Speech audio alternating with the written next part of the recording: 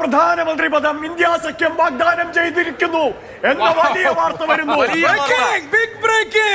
ഉപപ്രധാനമന്ത്രി പദം വാഗ്ദാനം ചെയ്തിരിക്കുന്നു നിതീഷ് കുമാറിന്, JDU തലവന്.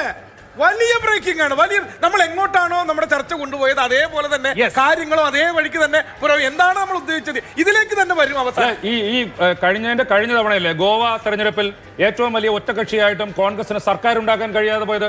കോൺഗ്രസ് നേതൃത്വം തിരിഞ്ഞു നോക്കിയില്ല. പക്ഷെ അതിൽ നിന്നൊക്കെ പാഠം പഠിച്ചു. കോൺഗ്രസ് പാഠം പഠിച്ചിട്ടുണ്ടാവണം, ഇന്ത്യ സഖ്യം പാഠം പഠിച്ചിട്ടുണ്ടാവും.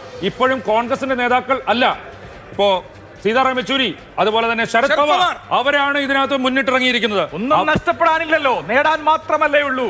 നിതീഷ് കുമാർ രാജ്യത്തിന്റെ ഉപപ്രധാനമന്ത്രിയായി മാറുമോ? ഇല്ലെങ്കിലോ ഇന്നലെ വരെയുള്ള അവസ്ഥ എന്തായിരുന്നു? ബീഹാർ മുഖ്യമന്ത്രി സ്ഥാനം ഉപേക്ഷിച്ച് ഒരു സാധാ കേന്ദ്രമന്ത്രിയായി, എല്ലാ അപമാനവും സഹിച്ചൊരു സാധാ കേന്ദ്രമന്ത്രിയായി ഇരിക്കേണ്ട നിതീഷ് കുമാർ നോക്കൂ, ഒരു രാത്രി വെളുത്തപ്പോഴേക്ക് നിതീഷ് ബാബു വരൂ, ഇരിക്കൂ, ഉപപ്രധാനമന്ത്രിയാവൂ.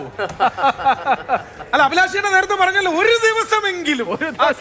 ദിവസമെങ്കിലും ആ കസേരയിൽ. ഏതായാലും നല്ല ഒരു അല്ല, ഇത് ഈ 89 ഇതുപോലൊരു ചരിത്രമുണ്ട്. VP സിംഗ് പ്രധാനമന്ത്രിയാവുകയും ദേവിലാലിനെ പോലെ ഒരാളിനെ കൊണ്ടുവന്ന് ഉപപ്രധാനമന്ത്രിയാക്കുകയും ചെയ്തു. ആ ദേവിലാൽ തന്നെ ഈ സർക്കാരിനെ എത്ര വലിയ പ്രതിസന്ധിയിലാക്കിയിട്ടുണ്ട്. അത് അത്തരം ചരിത്രങ്ങളൊക്കെ ആവർത്തിക്കുമോ ഇല്ലെന്നുള്ളത് നമുക്കറിയില്ല. ഇങ്ങനെ സംഭവിച്ചാൽ ചന്ദ്രശേഖർ പ്രധാനമന്ത്രിയായേക്കും എന്നുള്ള കണക്കുകൂട്ടലുകളൊക്കെ മാറ്റിവെച്ചുകൊണ്ട് അവസാനം ദേവിലാൽ തന്നെ VP സിംഗിനെ നിർദ്ദേശിക്കുന്നു.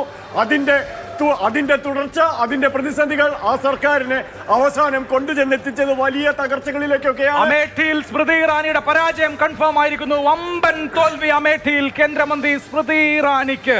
കിഷോരിലാൽ ശർമ്മ അമേഠി പിടിച്ചെടുക്കുകയാണ്. കഴിഞ്ഞ തെരഞ്ഞെടുപ്പിൽ സ്മൃതി ഇറാനി ജയിച്ച മണ്ഡലം ഇതാ കിഷോരിലാൽ ശർമ്മയിലൂടെ കോൺഗ്രസ് തിരിച്ചു പിടിക്കുന്നു. അമേഠി വമ്പൻ വിജയം.